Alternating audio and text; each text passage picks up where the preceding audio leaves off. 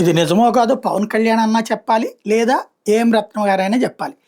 పవన్ కళ్యాణ్ హరిహర వీరమల్లు వాస్తవంగా ఈ నెల 12 రిలీజ్ కావాల్సింది, అది వాయిదా పడిందన్నారు. ఎప్పటికేంటనేది తెలీదు. తాజాగా ఒకటి సోషల్ మీడియాలో ప్రచారం అవుతుంది. 11 కోట్ల రూపాయల అడ్వాన్స్ తీసుకున్నది తిరిగి ఇచ్చేశారట నిర్మాతకి. నిర్మాత ఏఎం రత్నం ఆదుకునేందుకు ఈ నిర్ణయం తీసుకున్నారట. హరిహర వీరమల్లు షూటింగ్ పూర్తయ్యేందుకు సమయం ఎక్కువ కావడంతో నిర్మాత పరిస్థితిని అర్థం చేసుకుని ఇలా చేసినట్టు సమాచారం. విఎఫ్ఎక్స్ వర్క్ స్లోగా జరుగుతుండడం వల్ల సినిమా విడుదల ఆలస్యం అవుతోంది అంటూ ప్రొజెక్ట్ చేస్తున్నారు. ఇది వాళ్ళిద్దరే సమాధానం చెప్పాలి.